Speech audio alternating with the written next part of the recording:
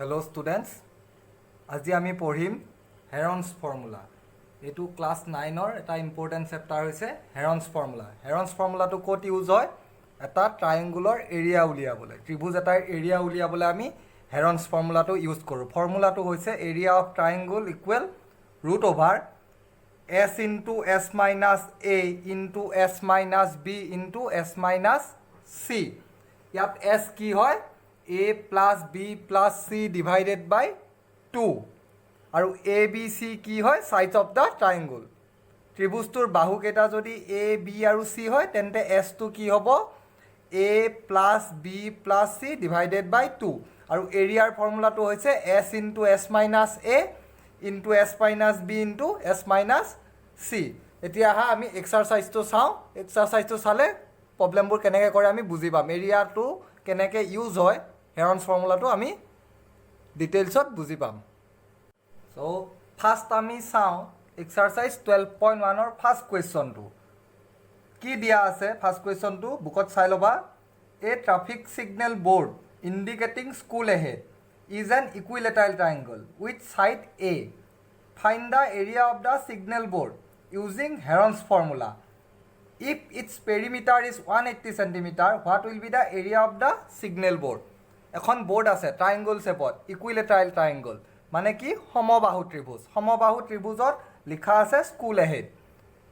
সেই ট্ৰায়েংগুলাৰ shape school ahead বেনাৰখন বৰ্ডখন যিখন আছে তাৰ তোমাৰ পেৰিমিটাৰটো দিয়া আছে। পেৰিমিটাৰ মানে পৰিসীমা, পৰিসীমাটো দিয়া আছে 180 cm। আৰু ইকুইলেটাৰেল মানে সমবাহু মানে এভৰি ছাইড ইকুৱেল, প্ৰতিটো বাহুৱে ইয়াৰ সমান। সেই ট্ৰায়েংগুলাৰ বৰ্ডখনৰ এৰিয়াটো কিমান হ'ব? তোমাক পেৰিমিটাৰটো দিয়া আছে, তোমাক এৰিয়াটো উলিয়াব দিছে। এতিয়া আমি ইচ ছাইডটো এ বুলি ধৰি লৈছোঁ। Equilateral triangle, every side equal, প্ৰতিটো বাহু সমান, সেইকাৰণে আমি প্ৰতিটো ছাইড এ বুলি ধৰি লৈছোঁ। ত' পেৰিমিটাৰ কি হ'ব? 3a। So' according to question কি? 3a equal to 180।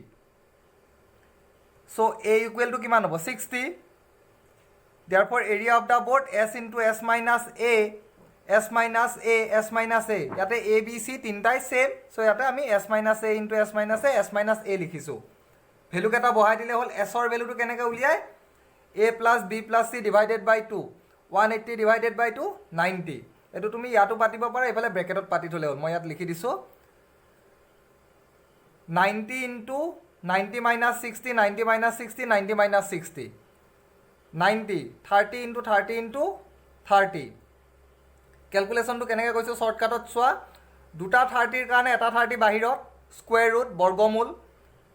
90টোক আমি কি লিখিছোঁ? 9 into 10। আৰু এটা 30 বাচি গৈছে যে তাক কি লিখিছোঁ? 3 into 10। চ' 9ৰ কাৰণে কি? 3 আৰু দুটা 10ৰ কাৰণে এটা 10 আৰু এটা 3 থাকি যাব।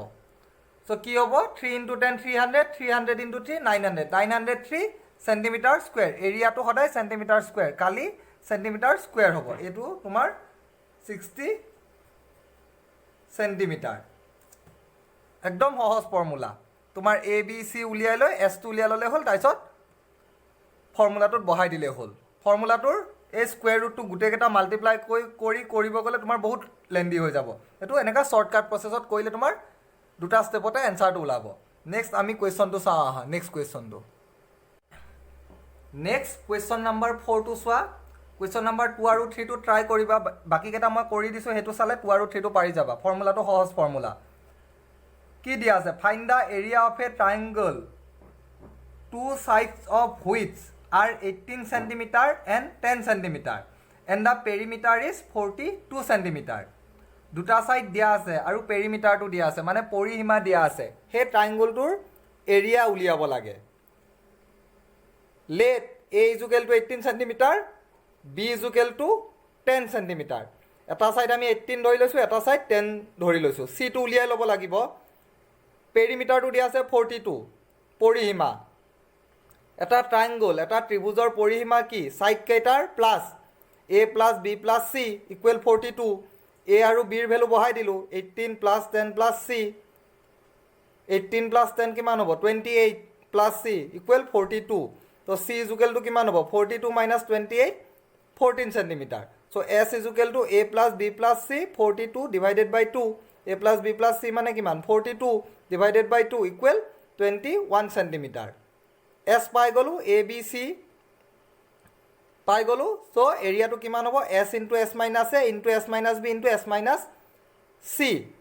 So 21 minus 18, 21 minus 10, 21 minus 14. 21 3 into 11 into 7. 21 to আমি কি লিখিছো 3 into 7 into 3 into 11 into 7. দুটা 3 ৰ কাৰণে এটা 3 বাহিৰত, দুটা 7 ৰ কাৰণে এটা 7 বাহিৰত। থাকিল কি 11.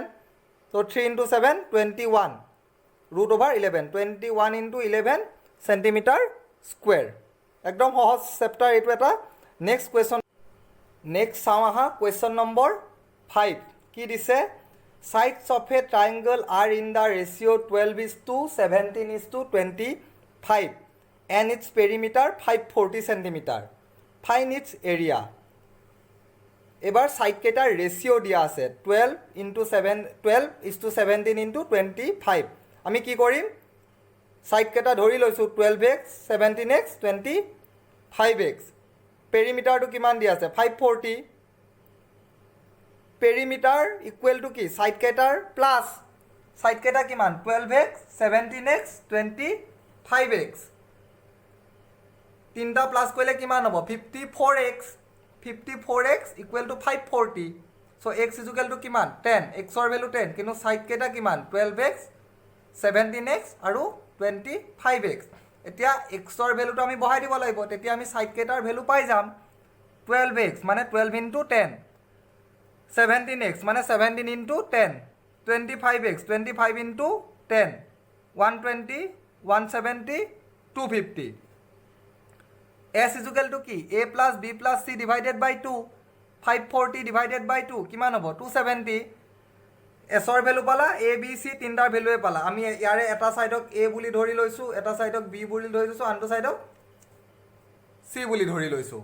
সো এৰিয়াটো কি S into S minus A S minus B S minus C root over 270 minus 120 into 270 minus 170 270 minus 250.